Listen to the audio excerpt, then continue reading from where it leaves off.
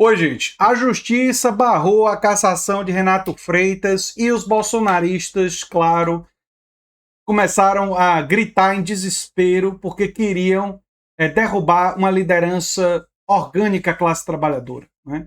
O grande desejo deles é impedir que esse tipo de liderança corajosa surja e se desenvolva. Mas, nesse episódio, tudo leva a crer, serão mais uma vez derrotados. E mesmo que ele tivesse sido cassado, o que agora parece que não vai acontecer, felizmente, a liderança de Renato Freitas só iria crescer. Porque ele vai disputar outras eleições, ele vai continuar crescendo enquanto liderança. Mas vamos ver essas falas desses bolsonaristas chorando a decisão da justiça e um discurso que precisa ser visto para a gente comentar. Vamos lá. Lembrando que React, algumas pessoas falam que eu devo interromper menos o vídeo. Gente, as regras do YouTube obrigam que eu interrompa várias vezes, senão isso não se caracteriza como React e eu perco o vídeo. Então, ou reação, eu preciso obrigatoriamente interromper várias vezes. Mas vamos lá. O Poder Legislativo não pode, de jeito nenhum, aceitar que o Poder Judiciário invada uma decisão do Poder Legislativo. Isso aqui tem que ser votado em plenário, sim. O que ganha aqui, na democracia, é a maioria dos votos dos deputados. Espero que o presidente Alexandre Cury já tenha entrado com esse pedido junto ao TJ e pedindo para que seja liberado o julgamento aqui na casa. Uma parte. Deputado, Vossa Excelência pode se inscrever, inclusive, para falar. Eu acho que Vossa Excelência tem o direito também. Poderá fazer uso da parte e depois fazer uso do seu tempo de fala. Então eu encerro o meu pronunciamento, o presidente Alexandre Cury, esperando que Vossa Excelência, de fato, como vai fazer, tenho certeza, adote os procedimentos necessários para que essa casa seja respeitada e a votação aconteça. Eu vejo aqui hoje muita indignação daqueles que queriam que ocorresse uma coisa por pura obsessão política. A gente alertou desde o começo que esse processo era viciado. Desde ele, na comissão de ética, onde o relator era suspeito, o deputado Márcio Pacheco, porque já tinha um processo de comissão de ética, de pedir comissão de ética contra o deputado Renato Freitas. Desde da CCJ, que o deputado Guerra era impedido, porque o artigo 19 do Código de Ética proíbe que um deputado do mesmo partido de um autor não possa participar, que é o caso do deputado Fábio Oliveira. E a gente sempre bateu na tecla, inclusive, que o Renato, quando ocorreu aquela situação, não estava no exercício do mandato. E o desembargador Rogério Kanayama, nos autos do processo que corre na primeira circulação da Polícia Civil, já reconhecia isso. E hoje ele pede que a decisão tenha muita prudência. E a decisão comprova que o julgamento em plenário seria só político e não jurídico. E, portanto, poderia ser irreparáveis para os direitos políticos do deputado Renato Freitas a decisão que pudesse ser tomada. Ele utilizou do poder geral de cautela, a mesma cautela que a gente tem que ter aqui na casa.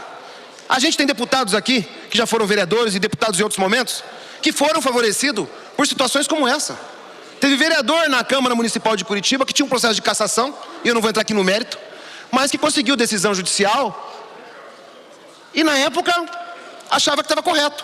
E hoje acha que não é correto. Porque esse pessoal não tem princípios, Arlinson, né? Chiorato.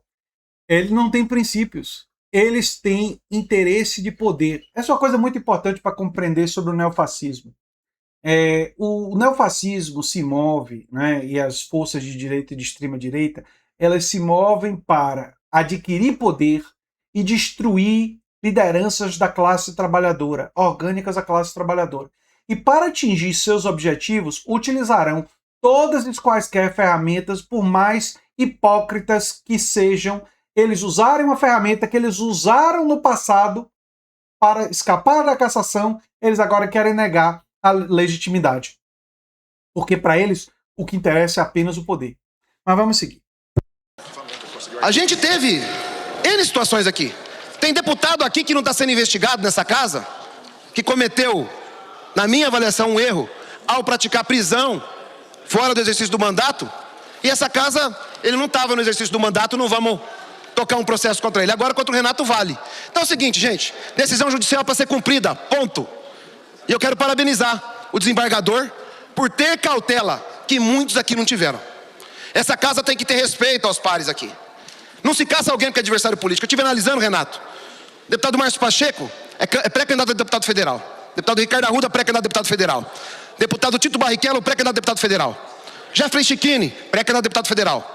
o menininho da turma da Xuxa aqui da Câmara de Curitiba, o Kilter, pré-candidato a deputado federal. Os autores são concorrentes, direto. E vocês querem fazer um julgamento político aqui na casa. Mas o caso é passivo, já deu. Acabou. Vamos disputar na política e vamos parar de fazer discurso aqui que não condiz com a realidade. Não estava em exercício de mandato e pronto. E ele vai responder na esfera da justiça. Renato. Obrigado pela parte, deputado Arilson.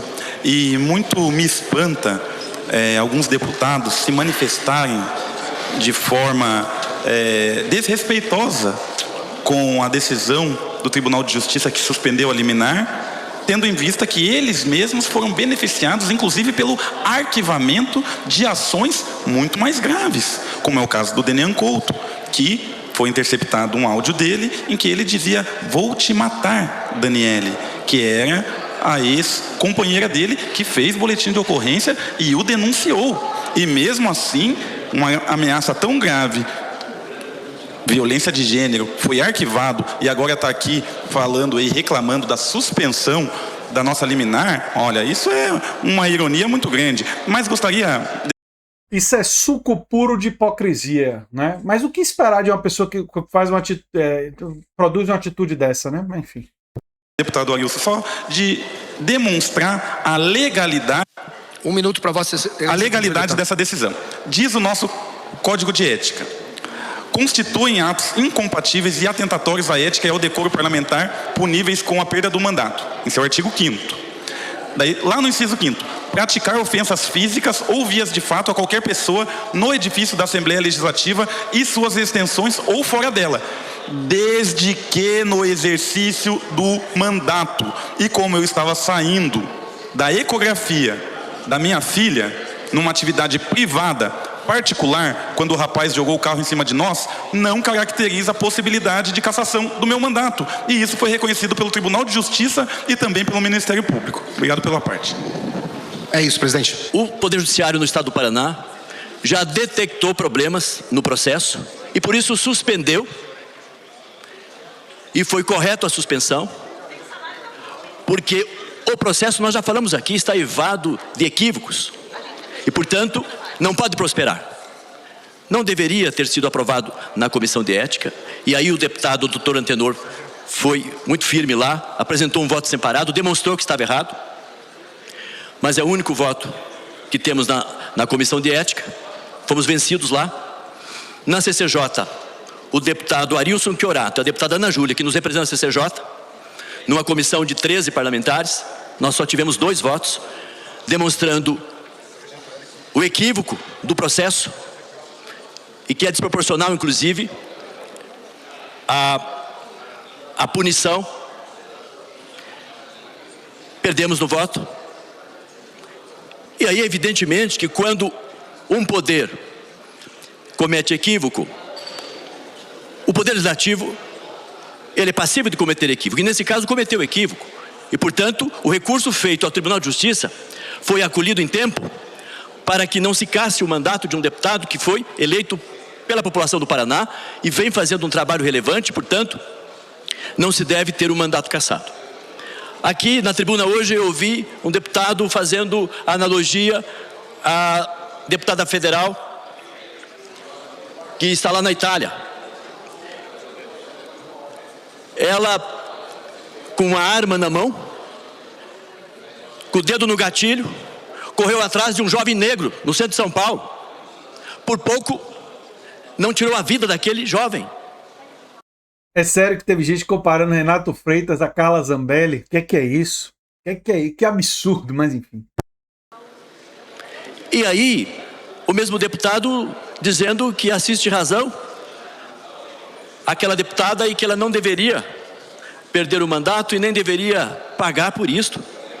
Veja um absurdo.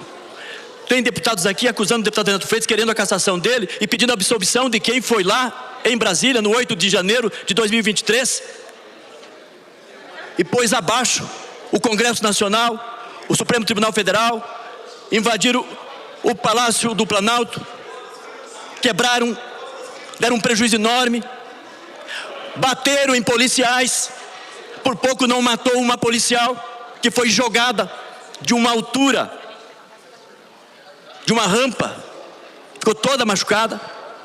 E aí pedem que não se puna, que não se investigue, que não se puna aqueles que atentaram contra a democracia e queriam implementar a ditadura no nosso país. Vale a pena dizer que ela poderia ter morrido. Então isso daí poderia, dependendo do juiz, dependendo do tribunal, ser considerado tentativa de assassinato por aqueles golpistas, né? E tem gente que defende anistia para esses criminosos. Mas enfim, a hipocrisia da extrema-direita não tem limites. E aqui sobe naquela tribuna para fazer discurso de que tem que cassar o mandato do deputado Renato Freitas. Ora, é inaceitável. E por isso, o deputado Renato Freitas fica. Fica sim. Essa é a luta. E o que estão tentando fazer com o Renato Freitas e tentaram fazer com o Glauber é um reflexo da incapacidade deles de enfrentar aqueles que de fato são defensores e orgânicos à classe trabalhadora. Existe um temor muito grande na extrema-direita que a classe trabalhadora tome consciência de que quem defende o fim do 6 por 1 é a esquerda. Que quem defende benefícios à classe trabalhadora é a esquerda. Quem defende o SUS e a educação pública é a esquerda. Eles não querem que as pessoas compreendam isso, porque eles sabem que se as pessoas compreenderem realmente o que a direita e a extrema-direita representam, que eles representam os interesses do lobby, os interesses da burguesia, os interesses dos ricos, super ricos, os interesses das corporações empresariais. Se a população entender finalmente isso, a população vai os abandonar. Eles têm muito medo. E atacar covardemente lideranças como Renato Freitas, como Glauber Braga, é um reflexo desse medo. É um reflexo desse desespero, desse pânico deles. E quer silenciar essas pessoas porque sabe que na disputa franca eles correm seríssimos riscos de serem expostos pelos lacaios da classe dominante que eles são. Enfim, eu sou André Teixeira Jacobino, o canal é a Nova Máquina do Tempo, e se você gosta do que a gente faz, se inscreve, dá um like, compartilha, quem sabe vira membro ou apoiador, pode também fazer um dos nossos cursos ou ganhar dinheiro divulgando ideias e cursos de esquerda. Sim, tem uma forma no comentário fixado, não é difícil, não tem pegadinha, não tem custo nenhum. E se você quiser simplesmente mandar um pix para o canal, o pix é andretj@terra.com.br. É isso aí, gente. Ah, sim! E se você gostou desse vídeo, provavelmente vai gostar do vídeo sugerido aqui no final. Tchau, tchau.